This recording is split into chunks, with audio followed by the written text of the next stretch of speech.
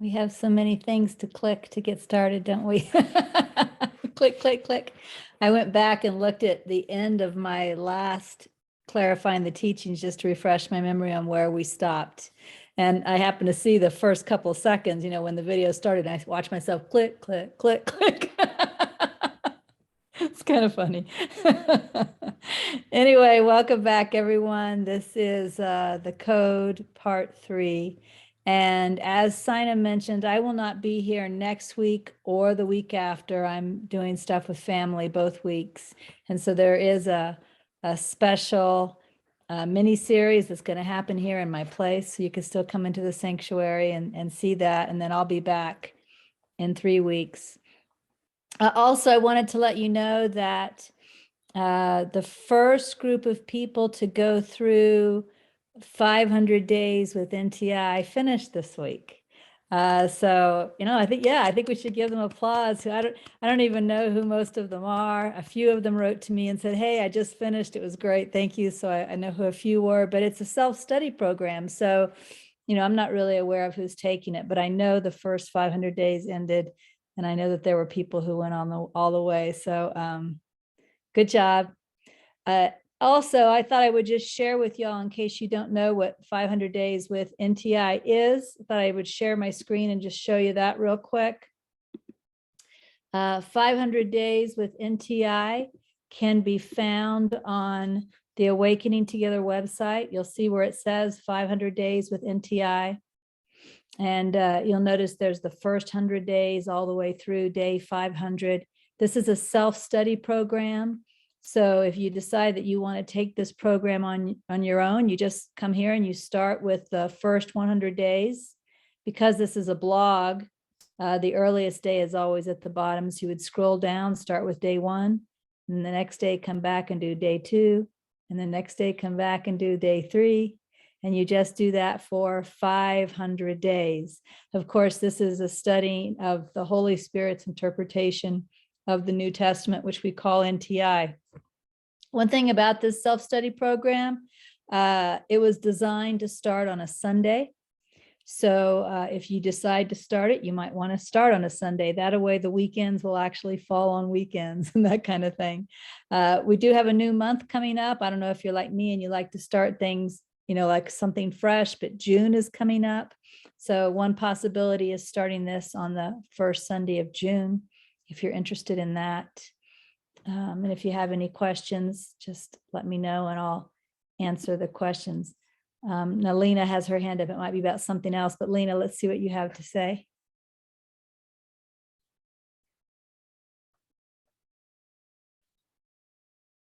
I can't hear you, Lena. I see your mouth moving. Okay, but now you hear.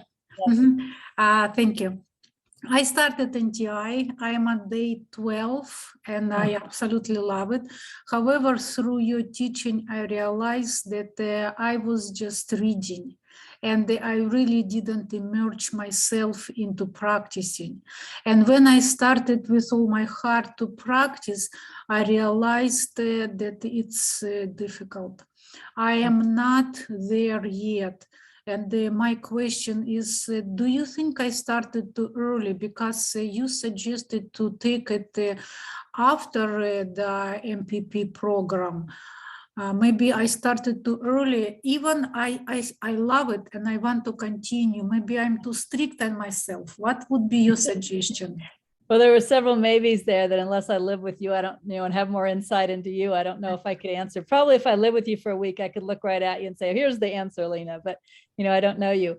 But I think this goes back to, we did talk about this, I think it was last week, about taking like MPP and 500 days at the same time, or gentle healing and MPP at the same time.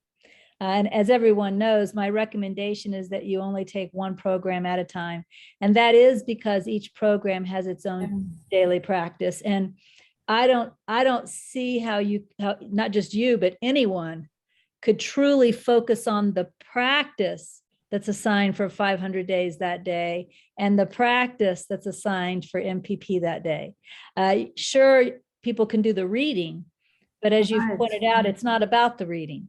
It's about the practices that are assigned as a part of the homework. So this is why it's always been my recommendation to only take one program at a time and to give yourself fully to that program. So if you're in MPP right now, you're already involved with that, I would probably go ahead and let the 500 days go. It'll still be there on the website when you finish MPP. But I don't think people have to take MPP before taking 500 days.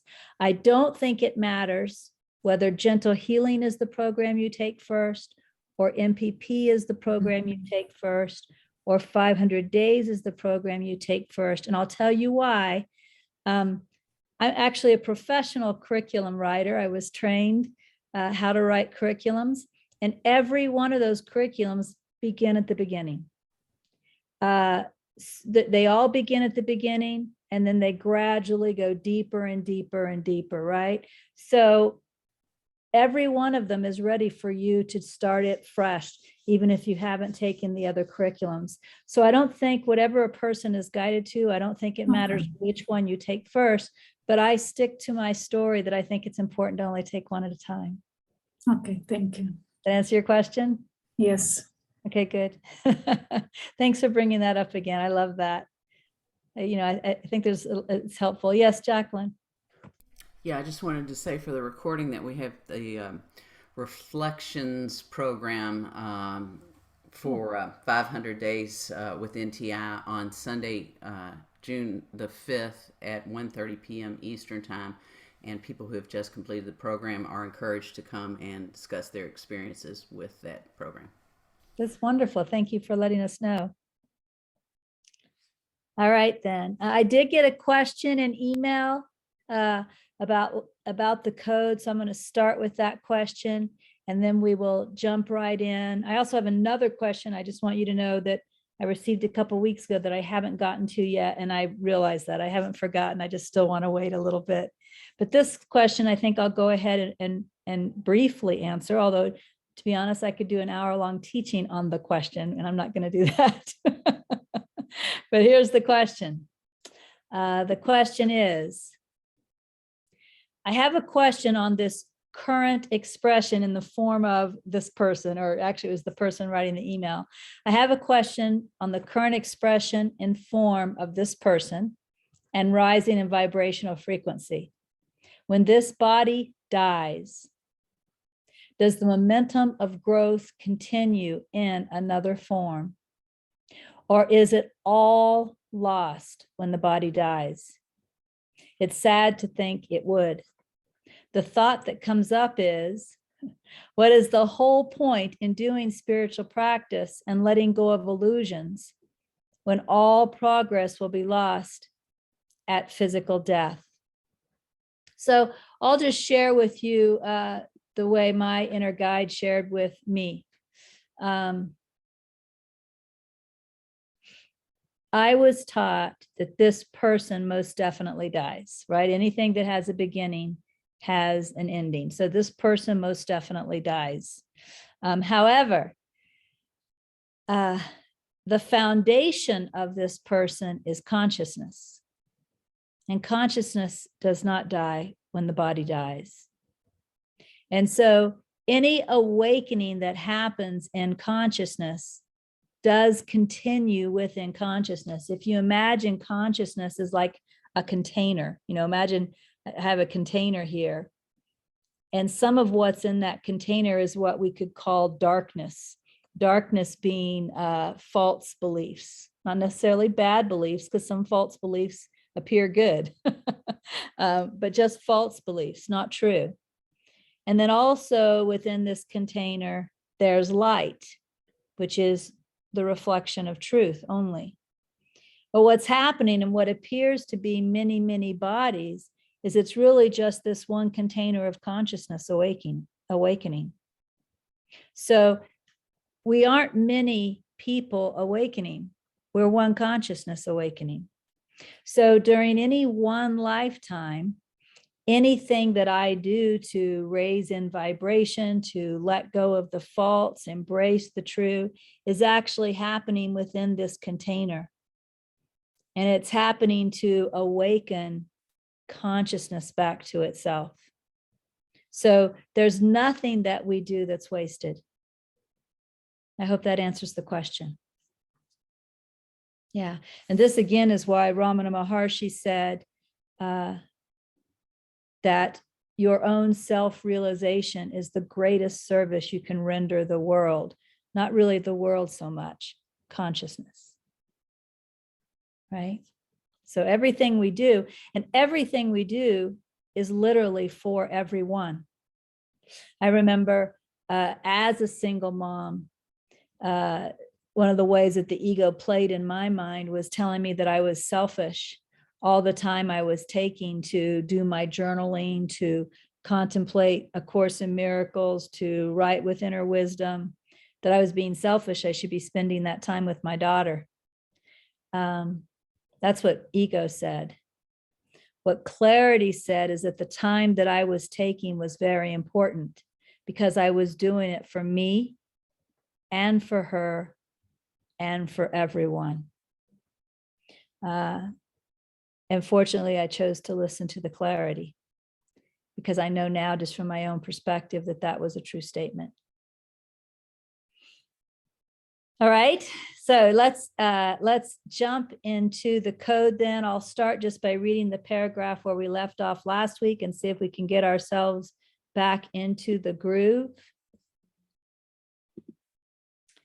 So let's go back to the code.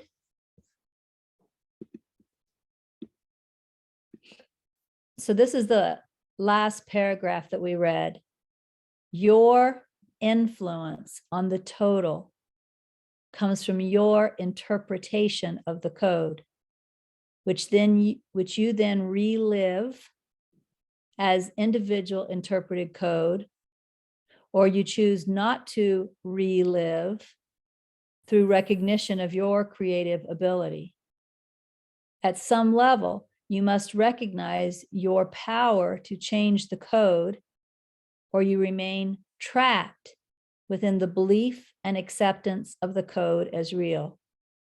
The only way to be released from the code as you write it is to recognize your freedom and choose to write different code. And again, what's interesting about this is, first of all, it's not actually talking to the person when it says you. It's really talking more to attention, right? Attention is the creative principle, not the person. The person is the effect of the creative principle. But the attention itself, I call it the moving part of consciousness or the moving part of awareness. That is what has the creative power in it. That's the creative principle.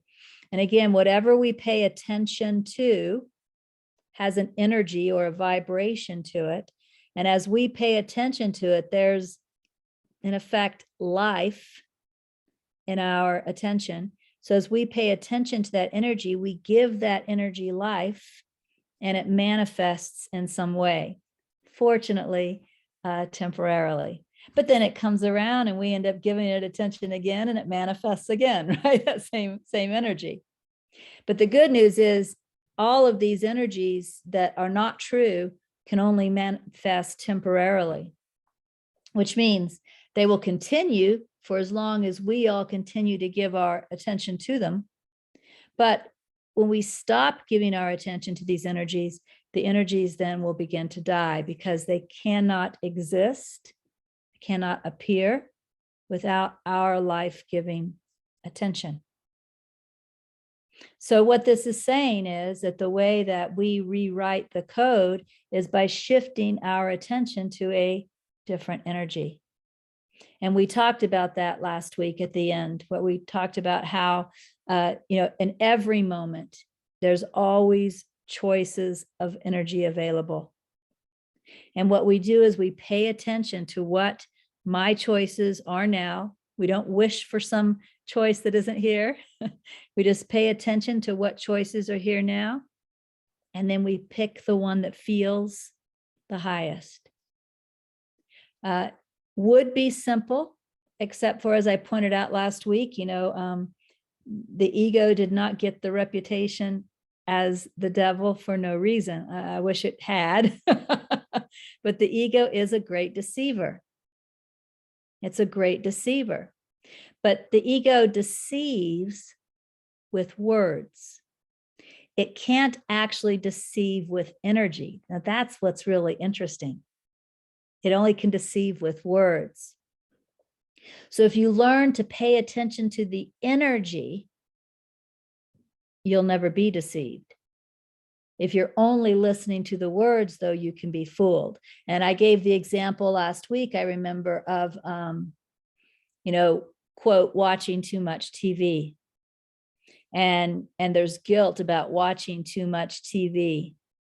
And so I look within to see, okay, what's my highest choice now? And I see this thought, you're a lazy bum. You're not doing anything productive. You need to get up and turn off the TV and go meditate.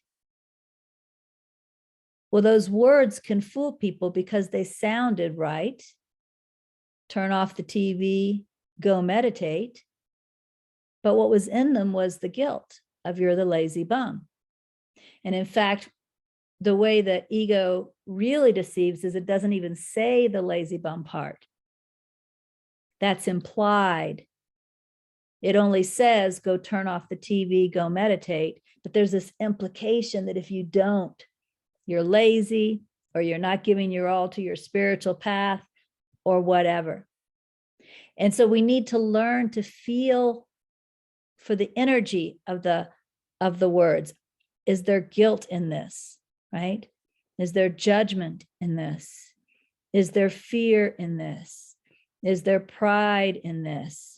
Is there self-will desire in this, right? Or, and all my life, I've had trouble with all of my life as a teacher, which really has only been around 15 years or so.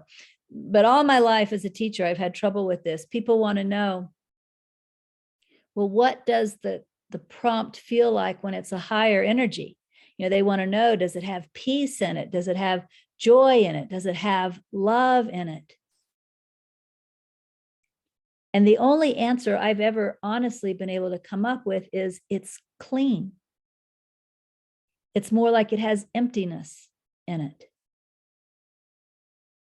Right? It doesn't have baggage. Right? It's just clean. That doesn't mean you might not feel joy, you might not feel peace, you might not feel love. But it does mean you might not feel joy. You might not feel peace. You might not feel love. That's not the requirement for the discernment. The discernment just comes from this is clean. It's empty. It doesn't have any lower ego in it. So it's really the absence of lower ego that you're looking for. In fact, a friend of mine, I think it was Liz Cronkite, said this. I remember talking to some friend, I think it was Liz, said something, but it might not have been. So just in case I'm wrong about who it was, but somebody said something about when they discovered that peace was absence. And I knew exactly what they meant. Peace is the absence of the lower ego. Right? It's not like peace is a thing in itself. Peace is not an object. Peace is the absence of the lower ego. And that's what you're looking for. You're looking for that. So how do you describe that to people? And it's not the no feeling of apathy. Apathy actually is a feeling. It's a very subtle feeling, but it's a negative defense mechanism feeling. So it's not apathy we're talking about. It's clean. So one thing I talked about last week, right towards the end, was what you, and again, when I say you, remember we're talking attention. I'm not talking person. What you, attention, want to pay attention to is whatever option is available now that is the higher vibration, and you feel into that. You don't think into that. You don't listen to words, and you don't think, because then you're getting into the realm of the deceptive ego. You feel.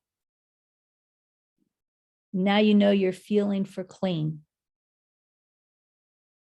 Right? However, I don't know how else I could describe that. That's the way I've always done it. Clean.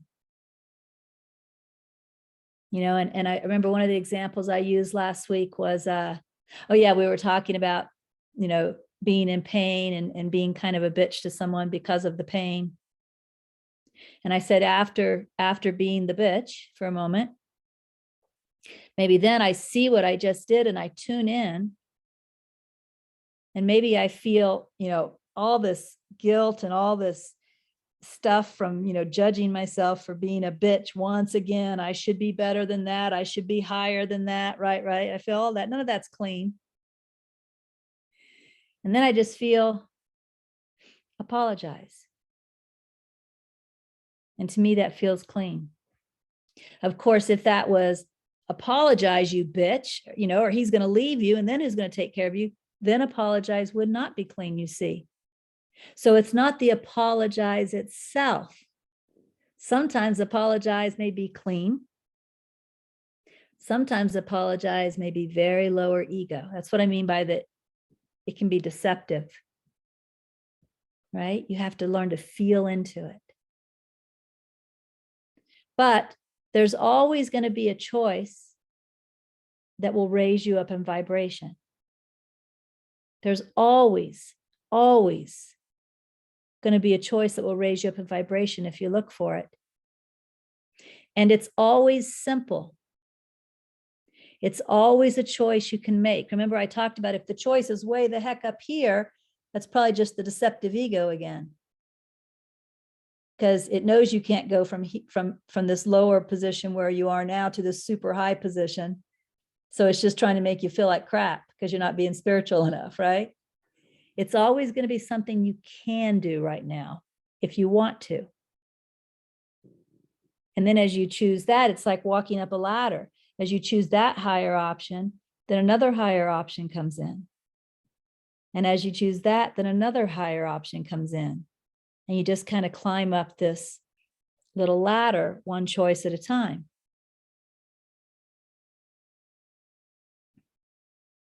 So that kind of brings us back to where we were last week. So what I would like to do is see if there's any additional questions about that before we move forward. All right, Marisol. Hi, Regina. Hi. My question is, like, when you were saying the example of, like, let's say you're sitting and you're watching TV and you feel like you're watching too much TV, and then there's the thought of turn off the TV, go meditate. But then there's this added layer from the ego. So is that clear? Like, is there like clear direction from like the higher level, which like turn off the TV, go meditate, and then ego gets in there and mucks it up? So is that, or like, let's say, or that, like, well, that definitely can happen. I mean, there's no doubt that that could happen, but also, so it's so tricky. It'd be nice if it was simpler than that. Let me just tell you my personal story, because watching too much TV was a problem of mine at one time. What I was guided to do was not turn off the TV. What I was guided to do was to turn my awareness on how it felt watching too much TV. I became aware of pain, the pain of sitting still too long. I don't know what words you give it. Like there's almost this feeling of like you're becoming one with the couch, but not in a good way. Like even if you have to pee, you don't get up and go pee, you know, because you're just low. Or, you know, you're really, really tired. You could go to sleep, but you don't want to get up and go. And like what I was guided to do was turn my attention to what that really felt like. And I became aware of watching too much TV as a form of suffering. That was my personal guidance. I just don't want to tell somebody else that will be their guidance because I don't know what it is. But I wasn't guided to do something like turn off the TV and meditate. I was guided to look at what watching too much TV really felt like. And as that awareness kicked in, that again, awareness raises vibration. So as my vibration began to raise with that awareness kicking in, I didn't want to feel like that anymore. And what would happen is I would start watching TV and that feeling would just begin to kick in, that feeling of, just being stuck to the sofa. And then this was coming from a different place. This was coming from the higher vibration. Now there's like, I don't want to do this. And then as soon as I said, I don't want to do this, then what to do came into the mind. And it's not the same thing every day. Some days it may be, some kind of spiritual focus, but some days it may be is this a great time to go clean out the closet? It wasn't the same thing all the time, but I began to use my time differently, naturally, as I rose up in vibration. There was no forcing myself to change behavior. Does that answer the question? Well, that's what I was going to ask you, like that energy of forcing to do something, because there's so much guilt wrapped up with that, and then not doing it, even though it may be the right thing, It's not the right thing if it has the guilt wrapped up in it. See, that's what I meant by the ego's tricky. Right. Because I like an example. There was something that happened with someone that it really hurt me and it bothered me. And there was something in me that was saying, oh, you can't really let this person know how that made you feel, because that wouldn't be the right thing to do. That would be hurtful, or they're going to probably be upset with you. And then when I had all those thoughts, I'm like, then maybe I feel like I should reach out to them, because this is all trying to preserve the ego to like, I don't want someone to be angry at me. So that, it gets so confusing and tricky, but I really felt like, okay, then I'm not going to listen to that, because it's like trying to preserve this, right. Yeah, it sounds like you did the right thing for you in that moment. And that's why, even though I do use examples like the one example I just gave about the TV, in another way, I like to try and avoid the examples, because then what happens is the mind locks onto it and says, oh, that's what's supposed to happen. Like, oh, you're supposed to. And I don't know what a particular person's guidance is. Like I've told you all over and over again, the one that knows how to undo the ego in that person is in you. Right. And so each of our egos are a little different, although it has the same ego foundation, the specific individual conditioning is different. And so we have to learn to feel within for what that guidance is. And the guidance, by the way, we use that word, it sounds so mysterious. Let me be very clear on what the guidance is. The guidance is the current higher vibrational choice. Guidance and current higher vibrational choice are the same thing. So we have to feel within for what that guidance is. And we do have to make sure it's not the tricky spiritual ego, which is still just trying to keep us in guilt and unworthiness and fear and desire and all that other stuff that's really a part of the lower ego, but using spiritual language to do it, Yeah. So thank you for sharing that. Yeah, go ahead. Thank you. Thank you. Okay, super. Joanne. Good evening, everyone. Regina, what I was wondering, when you're talking about the higher choice, does that all come from the code also, the guidance and the higher vibration? So it's still all part of the code. Yeah, everything. It's all code, every bit of it. Is there anything that's not part of the code then? When you awaken to the first principle of God, which is beyond consciousness entirely, that is not a part of the code. Okay, so everything in the code then is ultimately related to consciousness, or yeah. Okay, thank you. Thank you. And Michelle. So again, you may have already answered this, but for clarity's sake, I want to share an experience that I had recently that had to do with energies. And it was the day that the Supreme Court leak on Roe versus Wade occurred. And I had such a visceral reaction to that. And my guidance really, my feeling was that my guidance was to really stay aware and to keep my attention on these deep, intense feelings that were evoked from that announcement. And I stayed with the energies of victimization, hate, resentment, the desire to punish, the desire to hurt. I mean, that was like all this energy was coming up. And as I stayed with it, it actually got bigger. You know, it was almost as if the more I stayed with the awareness, the more intense the feelings became. And I probably stayed with it for about 6 hours. Then I went to sleep, woke up, and the mind started again. And then I, went back to just being present with it, said a prayer. And then what happened is I shifted into innocence. And what I felt happened was as if I had been lifted above the battleground. And I was now observing all of this from another perspective, right? Another vibrational level, we could say, yes. Yep, where before I was totally on the battlefield, right? But now I was above the battlefield. So the question really has to do with, and somebody had asked a question recently about bypass, because there's times it seems to me where I have to honor the energies that are arising in the sense that I don't want to escape this, like this doesn't feel good and I want to get away from it as quickly as possible, because in a way I feel like I'm bypassing healing at times. And that night, the gift wasn't really staying with those energies, right? So the discernment for me is like, when am I indulging something, right? Right.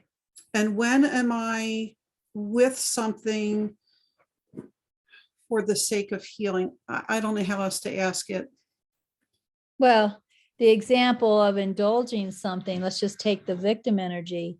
And again, you have to be very self-honest. You have to be, and I know you weren't doing this, by the way. It's just a way of answering the question. I can tell by the way you're describing it, you weren't doing this. But if I'm a victim, there's a sick lower ego pleasure in being the victim. For example, I love to hate the Republicans maybe because they are the ones that are doing this. That's indulging it. Right. Right. So that's not what I call rest, accept, and trust. That's indulging the feeling of being a victim. I'm loving it. I want everybody else to agree with me I'm a victim. I want everybody else to agree with me that they're the bad guys. Right? That's indulging it. And that is in no way healing. But everything that I have ever seen heal here rose up to be healed, which means it had to be felt. It had to be allowed. I have never once been guided to escape an emotion. One thing that I have repeated over and over and over again is that this path is not about feeling better. It's about awakening, wanting to feel better. And so I guess one thing I want to say now, because I never know how minds hear the teaching, and we're here to clarify the teaching. So when I say rise in vibration, that does not mean feel better. In fact, as you're rising in vibration, you could literally feel worse first. I mean, eventually, yes, as you're going to feel better. There's no doubt about it. But, this next step, whatever this next step is that you can choose, that's going to rise you in vibration, that's not a feel better necessarily. Might be. depending on where you're at and what the next vibration is. But, you know, before I healed the self-hatred came out of the repressed individual conditioning and rose up to be fully experienced. That didn't feel better. Right. That felt a hell of a lot worse. It felt a lot worse is how it felt. But I had the guidance to allow it, to remember this was healing, to not get in the way, to allow it. And I paid attention to that. That's what was clean. Just let it happen. That's what was clean. Paid attention to that. And in my case, after about 2 months, it passed. And there was this huge healing that occurred as a result. That's when the feel better came. Right. Right. So yeah. Anything else you want to say? Because what you said brought all that up, but I know that you didn't need all that personally. It just brought it all up. No, that was helpful. It was helpful. It just, again, for the sake of discernment, is knowing when to really stay present with what's arising, right? And not want to escape from it because it does not feel good. Yeah, again, I don't know if I've talked about it in this teaching or not, but sometimes the spiritual path feels like a balance beam to me. And with emotions, what we're talking about to heal them, the two sides of the balance beam that we don't want to fall off of. One side would be the indulging it, right? Which is really believing it. The other side would be trying to stop it short. We don't want to fall off on either side. We don't want to go into believing and indulging, and we don't want to go into stopping it short. We want to stay on the balance beam of allowing it to end on its own and just stay out of the way of it. That's the balance beam. Okay, that's helpful. Thank you. Thank you. All right, Mickey. Is that how you say your name, Mickey? Yes, thank you. This has a little bit to do with Michelle's last question of if we withdraw our attention from victimization or hate thoughts or, you know, any kind of negativity like that, and it dies, is it then wiped away from the container, the whole container that we're in? Or does it just linger hiding somewhere else for somebody else to pick up? Yeah, what I have always been taught from within is that if I do not give it my attention and therefore it dies, it is wiped out of the container forever. And so, you know, you could say you just took a little piece of victimization out of there, right? And that again is why we're doing it for everyone. Of course, if I give it my attention, it just recycles back in again. Yeah, Don't feed the fear. right, right. Okay, Exactly. thanks. That's good news. Thank you. Anish. Regina, when you use the word attention, don't give it attention. You mean don't believe in it, right? Yes, it's believing attention usually is the hyphenated word I use in writing, believing attention. So the balance beam that you, Go ahead. As I say, tell me more about what's in your mind, but you're about to go ahead. yes, so the balance beam that you said, right? You got to allow this emotion so that it dissolves naturally. But that confuses me that you're allowing it. There is a little bit of attention on that because you are allowing it. You can definitely feel it. I will tell you, yeah, it is kind of funny because you definitely feel it. So in that way, there's a tension in it. But where I focus my attention during healing, now that I'm more advanced, and then I'll go back to when I wasn't. Now that I'm more advanced, I actually just focus my attention on awareness. Okay, so awareness is aware of the feeling, but I'm focusing my attention on awareness. Does that make sense to you? Yes. So always focusing on awareness, no matter what is happening, dissolving, Yes. coming up and showing up. Yes. Before, when I couldn't do that, for people who don't know what that means and can't do that, I used to focus my attention on self-coaching. So they were helpful, right-minded thoughts that came into the mind. And they might look something like, okay, just breathe.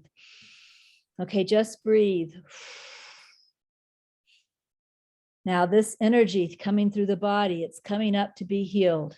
And just allow this energy to be healed. Breathe.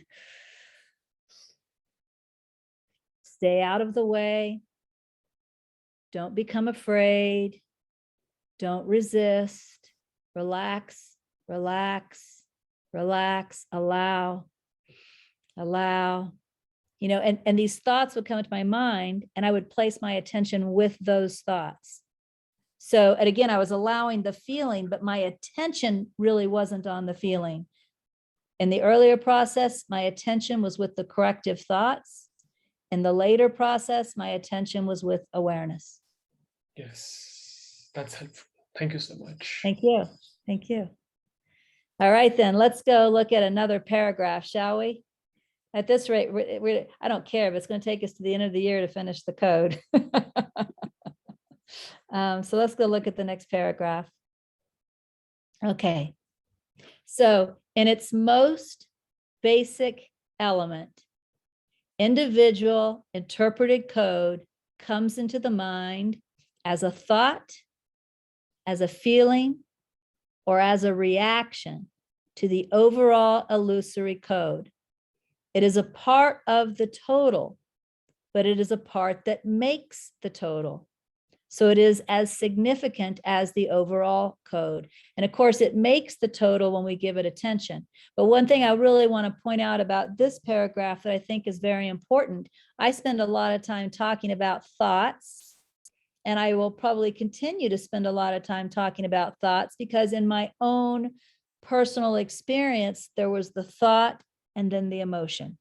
So the thought always preceded it. However, I have talked to people who feel the emotion arises first. Like the emotion of depression arises, and then the thoughts come chasing after it, trying to explain the depression. And I've known some people where it seemed like the reaction almost happened first. Before they were aware of a thought or before they were aware of a feeling, they were all over you yelling. You know, it just happened. So what's important here, you know, philosophically, we could sit back and discuss, well, was there a thought that this person with the reaction didn't see or whatever? The code isn't even going there. The code is saying they are all code. A thought and a feeling and reaction are equal. It doesn't matter which one comes up first. It doesn't matter if you experience the thought first, the feeling first, or you just see the reaction happening. It's all code, right? What matters is whether you give your believing attention to it.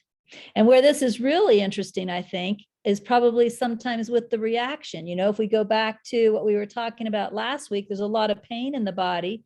The husband says something and I just snap at him, right? That reaction happened.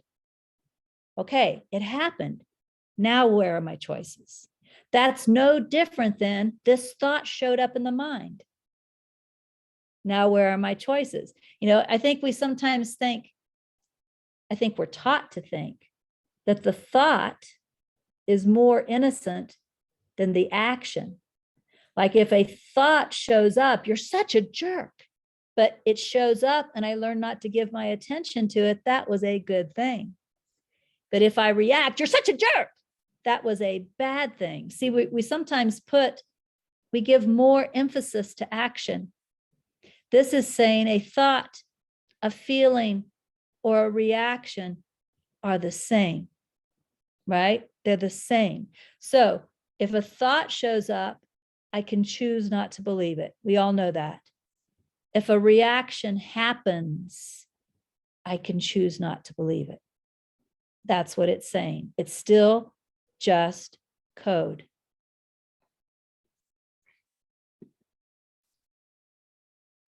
I'll just pause and see if anybody has anything they want to say, because that's really important. There's just not a lot to say about it. Yeah, go ahead, George. Or have a quote that I wrote down from Rupert Spira a few days ago. It says, Okay. suffering cannot stand the clear light of awareness. Yeah, yeah. Just Thank from you. what you were saying reminded me of that. Yes, I can see why. Yeah, so what this paragraph has just said again was it doesn't matter. Oops, I muted you. Now, see, that's a perfect example. Can she mute me and feel okay about it? See, things just happen, right? She just muted me. I'm sure that was completely unintentional, wasn't it, Saina? I don't even know, right? Things just happen. And so that's what this is saying is actions. If an action just happens like that, just phew, it's as fast as a thought, it needs to be treated the same as a thought. If a feeling rises up, phew, as fast as a thought, it needs to be treated the same as a thought. It needs to be seen and not believed. Now, how do you not believe in action? You turn your attention in and find out what you are to do next. You find out what the next choice is. You're already going to the new current moment, if you'll pardon that language. There really isn't such a thing as a new current moment, but I think it's the best language here. You're going to the new current moment and just leaving that past moment alone. That's what you do. So again, not a lot to say about it. I just keep repeating myself, but I'm going to do it anyway. And then we'll see what Anish wants to say, because I think that most people don't see thoughts and actions as the same. And so I just want to say it again. An action just happens. It happened. Now what? That's how you handle it. Right? Okay, Anish. Regina, so if I think of a thought and don't act on it, I don't feel that guilty about it. But if I act on it, so to speak, I do feel like it was this actor, this doer who acted on it. But you're saying it's time to let go of that. They're both on the same level, right? Yes. And I can add something else to what you're saying is what I'm really talking about now is almost what comes first. Boom, boom, boom. Like, let's say an action came and like, Anish, that's not what I meant. Aren't you listening? Okay, that action just happened. I didn't sit here and think about it overnight. I wasn't spending 3 days thinking about how come Anish never listens to me. It just happened, right? Okay, so it just happened. So I just need to let it go. What I don't want to do is go to bed tonight and be laying there thinking, oh my God, I can't believe I yelled like that. What do they all think of me? See, now the thought is following the action. Do you see? So what I'm saying is what comes first might be a thought. What comes first might be a feeling. What comes first might be an action. However, let's say the thought came first. Let's say that I had something with Anish, and I've been thinking about him in between sessions and now I react. That's not the same thing because that actually didn't come first. Now I still need to let it go, but the truth is I could have let it go of that a week ago, right? However, I do want to say it doesn't make me guilty if I think about it for a week and then act on it. It just means I held on to the error longer than I needed to. Nothing makes us guilty. That's really important to get. But I obviously want to teach because it's in our best interest. Let go of the error at the soonest opportunity, right? So sometimes that shows up as a thought, and it's the thought that's let go. Sometimes that shows up as the feeling. It's the feeling that is let go, which means allowed, but not believed, right? You don't fall off the balance beam. And sometimes it's an action. And when it's an action, you just come right back here. Okay, now what? What's my next step? I have, this was one of the hardest things for me was, I used the language forgiving then, forgiving my own actions that happened very quickly like that were not premeditated is a good way of saying it, right? They were not premeditated actions. They just happened. Now when they happen, they're meaningless to me. And I'm out of them just as quickly as they happen. right? And that's really where you want to be. But you're not clinging to it because you're out of it just as quickly as it happened. That's the goal, of course. And you all know all this takes practice. I'm pointing here. I'm not saying that this is how it's going to be immediately. But this is the goal, to see the thought, the feeling, the action, the unpremeditated action, whatever comes first, in the same way, and let it go as soon as possible. Thank you so much. Very helpful. You're welcome. Thank you. All right, let me go back to the code then. So you are to be aware of your individual interpreted code, and you are to measure that code against the idea of your true desire. When the code is aligned with the idea of your true desire, you re-accept that code into the mind, and this feeds into the total code. It affects the overall, and it affects your evolving individual interpretation. If the code, as it is received, is not aligned with true desire, it is time to recognize yourself as creator and edit the code. Editing of code is making a change so that the code as it was received is not the idea accepted into the mind as true. In other words, you do not feed the unaligned idea back into the total code of the world. Or said another way, the idea is not shared into the mind that is the sonship. So again, remember that Regina Dawn Akers is the one who received this. And one measure that I had from the very beginning, I was always given, was what was called my true desire. I later switched the words to spiritual aspiration. I borrowed that from Adyashanti. But the true desire was, well, my spiritual aspiration. The true desire was what I wanted most, which was at one time it was healing the mind when I was in the courage stage. At another time it was serving, when I was in the willingness stage. At another time it was accepting everything or loving everything, right? I mean, the true desire has changed over the years to be whatever was most appropriate at the time, but there was always a primary purpose for this life.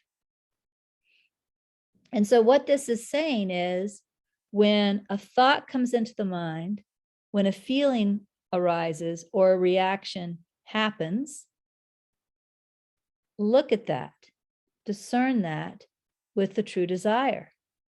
Is this in harmony with my purpose? If it's not, then give it no more attention. If it is, then give it attention. That's all it's saying. So, for example, let's imagine that, I snap at someone. All right, was that reaction in alignment with my spiritual purpose? No, that's not a hard question for me. I don't know about you guys, but I was like, nope, that really wasn't. Then let it go. Now, let's say the feeling of guilt starts to arise because the ego gets in there. Is this feeling of guilt in alignment? Or really more the belief of guilt in alignment with my spiritual aspiration? No. So I don't crunch the guilt. I allow the guilt to happen, but I want to place my attention on not believing the guilt. And the way I did that, I think I've told you all before, the way I did that is I always turn my attention back to the 2 evaluations section of A Course in Miracles, just in my mind. I didn't always have to go back and read it. I would turn my attention back to the 2 evaluations section of A Course in Miracles, where it says that the ego has an evaluation of me and the Holy Spirit has an evaluation of me. The ego is really what seems like my evaluation of me. I'm guilty right now. But the Holy Spirit says I'm never guilty. And I would simply choose to trust the Holy Spirit was more right about me than I was. That's what I did. I used trust. But you see, I didn't believe the guilt, because believing the guilt is not in alignment with my spiritual aspiration. Trusting the Holy Spirit is in alignment with my spiritual aspiration. So I was always able to, and again, this was primarily written for Regina Dawn Akers and Laurent Elie Levy. I was always able to tune into that spiritual aspiration and able to use that kind of as a gauge to see, is this in alignment with it or is this not? And if it is, give my attention to that. If it's not, don't give my attention to it. And so that was the tool of discernment. One thing I was always taught, again from within, by my inner teacher, was that a strong, clear spiritual aspiration helps to keep you walking in one direction if you use it all the time, right? When it gets confusing is when, yes, I want to accept all things as they are, but I also want more money, and I want my husband to be nicer to me, and I want, my children to respect me. Then you're kind of all over the place, and the ego is going to get you.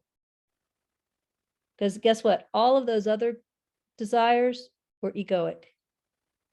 The only desire that was coming from the true self was the spiritual aspiration.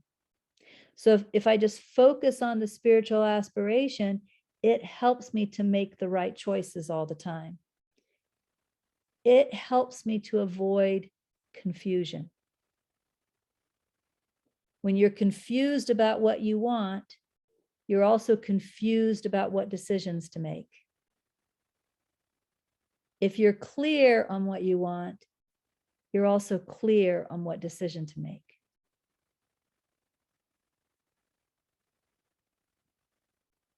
So we have 2 minutes left. Is there anything else that wants to be said in this last 2 minutes? Okay, Anish. Regina, having fallen into these teachings and learning about the code and the power of the code and how you edit it by the attention, it seems like that's a lot of responsibility. Well, as I mentioned, I think last week, the more you awaken, and probably any good spiritual teacher is going to tell you this, even if they've never heard of the code, most of them haven't, right? It was only given to me, although they may know this divine law, they haven't heard it put this way. But any good spiritual teacher will tell you that as you awaken, your responsibility increases, right? Because as you are more aware of things like divine law, you're then more responsible to live according to it. And there's nothing you can do to avoid that. And another way they will also tell you that is that as you mature spiritually, if you break a divine law, you'll actually suffer more, right? That's another way it's sometimes said. Like it's easy to judge when you're down here. When you're up here, it hurts to judge, Yeah, I see that intermittently. The emotions, the suffering, the pain that it creates for that bad decision is almost unbearable these days. So. And that's a blessing because it makes you change your mind really quick. Yeah. All right. Well, then again, I won't be back. I won't be here next week. I won't be here the week after. I'll be back in 3 weeks. So we'll just continue with the code. If you have trouble remembering things, maybe while I'm gone, you could watch parts 1, 2, and 3, again over the next 3 weeks. And then that way you'll be all caught up and still fresh when we start again in 3 weeks. Okay. See y'all.